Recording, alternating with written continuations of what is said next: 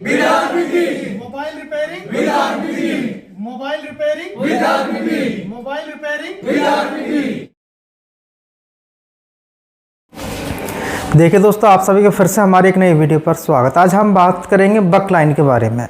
यदि बक कॉइल होती है, बक लाइन होती है, वो कहीं शॉर्ट हो जाती है तो आप कैसे जानेंगे वो शॉर्ट है। दूसरी चीज़, यदि बक लाइन शॉर्ट हो जाती है तो आप उसकी शॉर्टिंग कैसे निकालें। तो यह वीडियो आपके लिए इंपॉर्टेंट है, लेकिन बक लाइन होती कहाँ है वो भी आपको पता होना चाहिए।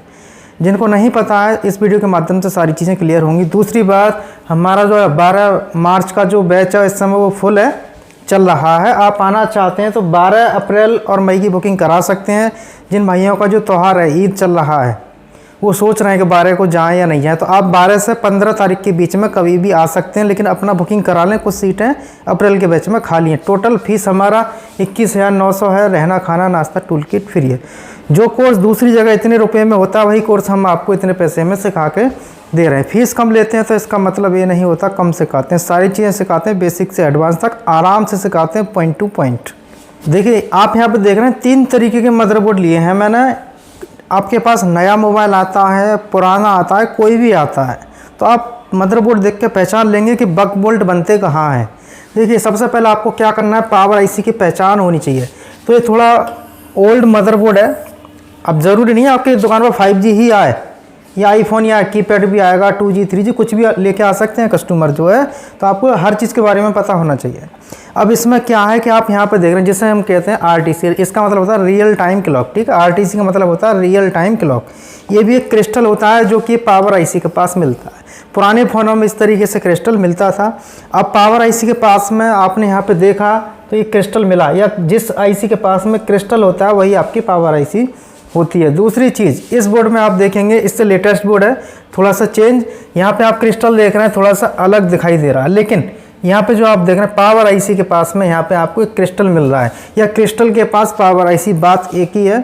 अब आप यहाँ पे देखेंगे, इसमें देखिए, अब आप यहाँ पे देखेंगे कि 2 आईसी एक जैसी दिखाई दे रही हैं। ये भी PMIC है, ये भी PMIC। जो आजकल के जो मॉडल जो चल रहे हैं रनिंग, उनमें ये मिलती हैं मेन आईसी। अब इसमें से एक मेन पावर आईसी होगी, वो कौन सी हो सकती है। अब आपको देखना क्या है, देखिए यहाँ पे आपको ध्यान देना है कि क्रिस्टल है कहाँ।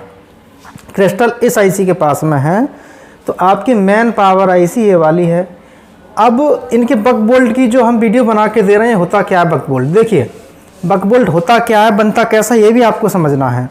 तो बक बोल्ट जो होते हैं, इन पावर आईसीओ के पास आप कितनी कॉइल देख रहे हैं। देखिए, इसके पास 1 2 3 4 5 6 कॉइल आपको दिखाई दे रही हैं, ठीक है। इस बोर्ड के अंदर 6 कॉइल है। अब इस आईसी का नाम जो भी होगा, ये जिस भी बोर्ड में लगी होगी, तो आउटपुट में जो कॉइल मिलेंगी ये 6 ही मिलेंगी। ये आईसी जो आप देख रहे हैं।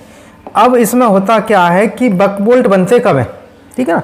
बक बोल्ट बनते कब हैं, जब आप फ़ोन के अंदर बैटरी लगाते हैं ना। जब फ़ोन के अंदर आप बैटरी लगाते हैं, बैटरी लगाने के बाद, देखिए जो मैं बता रहा हूँ ध्यान से देखना है।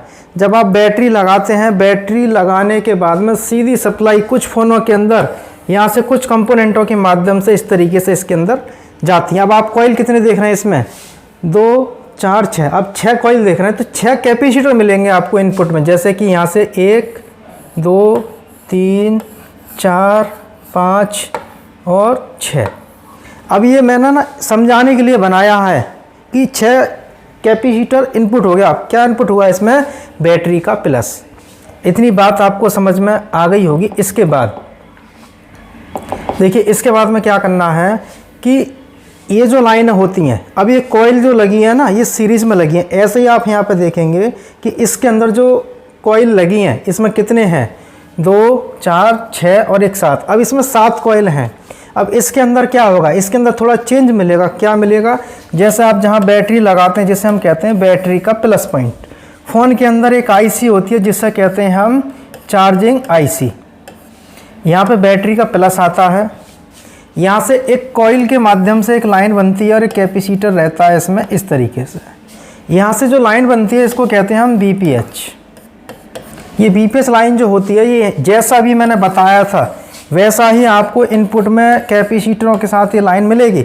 जितने कॉइल होते हैं उतना ही पावर आईसी का इनपुट होता है, BPH या बैटरी का प्लस, दोनों में से कोई भी। जैसा आपने यहाँ पे देखा है, समझा है, जो मैं आपको बता रहा हूँ, वैसा ही सेम प्रोसेस इसके अंदर है, ठीक है। अब बात है हमारी कि शॉर्टिंग की। अब मान लो इस बोर्ड में या किसी भी बोर्ड में पावर आईसी के पास जो कॉइल लगी है वो शॉर्ट हो जाती हैं, तो आप इसकी शॉर्टिंग कैसे निकालें। तो शॉर्टिंग निकालने से पहले शॉर्टिंग चेक करना भी आना चाहिए कि शॉर्टिंग है कहाँ। करते हैं शॉर्टिंग चेक करने की। इस बोर्ड पे या किसी भी बोर्ड पे बक लाइन आपको शॉर्ट है या नहीं चेक करना है, तो उसके लिए आप क्या करेंगे। उसके लिए आपको कुछ नहीं करना है। सबसे पहले जो मल्टीमीटर आपको यहाँ लगाना है बजर मोड पे। बजर मोड पे लगाने के बाद एक प्रोब आप इसका ग्राउंड करें कहीं भी, ठीक है, इतना आपको करना है, ग्राउंड करेंगे। अब शॉर्टिंग का मतलब क्या होता है कि प्लस की लाइन को ग्राउंड से जुड़ जाना। अब जुड़ती तो पैरेलल से है, लेकिन चेक हम सीरीज़ में ही करते हैं। जैसे हमने इनमें चेक किया, इस कॉइल पर रखा और यहाँ पे एक पॉइंट रखे, दोनों तरफ एक एक बारी से चेक किए, कोई भी शॉर्टिंग नहीं आती है, तो इसका मतलब है कि लाइन ओके है। अब हमने जैसे ही इस कॉइल पर रखा तो ग्राउंड से बज रहा है, ये कॉइल ग्राउंड से बज रहा है, इधर भी चेक किए ग्राउंड से बज रहा है। लेकिन ग्राउंड के साथ में कुछ रीडिंग होती हैं, वो रीडिंग आपको चेक करना है, वो रीडिंग आ रहा है नहीं आ रहा, तो उस रीडिंग के माध्यम से हम जानते हैं कि लाइन शॉर्ट है या नहीं है। दूसरी चीज़, अपने रीडिंग चेक करने के बाद में पता कर लिया कि ये जो लाइन है, जिस लाइन में ये कॉइल लगी है, अब ये लाइन हमारी मान लो क्या हो गया, ये शॉर्ट हो गया, ये लाइन जो शॉर्ट हो चुकी है, तो इसकी शॉर्टिंग निकालेंगे कैसे, ठीक है। अब ये कॉइल शॉर्ट है तो इसकी शॉर्टिंग आप निकालोगे कैसे। इसके लिए आपको क्या करना है, जो आप डीसी मशीन जो देख रहे हैं यहाँ पे, डीसी मशीन के अंदर आपको क्या करना है, यहाँ पे जो वोल्टेज जो सेट करेंगे आप इसमें, ठीक है, लेकिन इन कॉइलों के बारे में पता होना चाहिए शॉर्ट है या नहीं अच्छे से। दूसरी चीज़, हमें किसी भी कॉइल की शॉर्टिंग निकालनी है, मान लो लाइन हम क्लियर कर चुके हैं कि शॉर्ट है, शॉर्टिंग निकालने के क्या करना है आपको, यहाँ पर डीसी मशीन के अंदर जो पॉइंट है इनको तो हटा देते हैं, सेट है इसके अंदर, ठीक है। अब बोल्ट आपको यहाँ पर कितने सेट करना है, डीसी मशीन की स्क्रीन पर आपको यहाँ पे 0.8 या 0.9 या लास्ट आप इसमें 1 वोल्ट सेट कर सकते हैं, इतने वोल्ट। एम्पियर क्या करेंगे, जो आपके जो एम्पियर है ना, इन एम्पियरों को आप यहाँ पे 0 कर दें। जो मैं बता रहा हूँ इसी का ध्यान रखें, क्योंकि बहुत सारे लोग यूट्यूब पर वीडियो भी डालते हैं, वो बस व्यू के चक्कर में डाल देते हैं, चाहे किसी का फ़ायदा हो या नुकसान हो। वोल्टेज तीनों में से कोई भी रख सकते हैं, कोई टेंशन नहीं है, कोई ख़राबी नहीं होगी, लेकिन एम्पियर आप यहाँ पे 0 कर दें। तो करंट वाला इसको घुमाने के बाद में आप 0 कर लें एम्पियर, इतना आपको करना है। इतना करने के बाद में तीनों में से कोई भी चीज़ सेट करें, एम्पियर 0।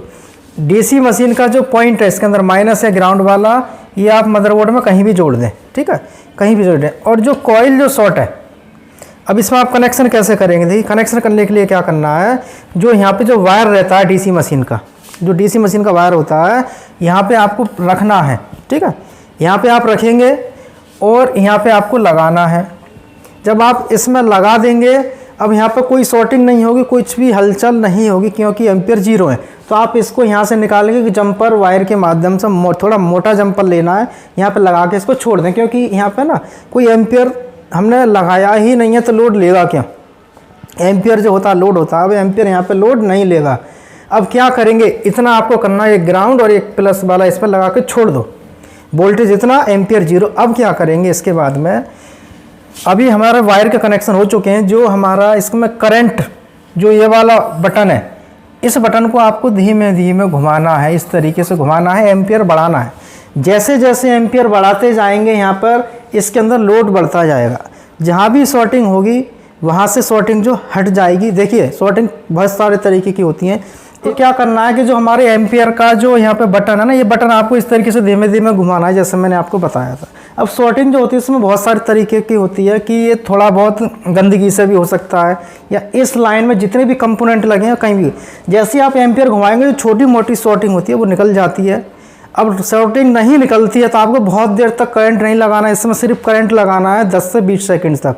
इतनी देर तक के लिए करंट लगा के इसमें छोड़ना है, उससे ज़्यादा नहीं, क्योंकि इसमें नुकसान नहीं होगा, क्योंकि वोल्ट हमने वो दिया है जो इन लाइनों में आता है, एम्पियर हम वो दे रहे हैं जो इसकी शॉर्टिंग निकाल सकते हैं। तो एम्पियर से कोई दिक्कत नहीं होगी, बस वोल्टेज आपको कम रखना है।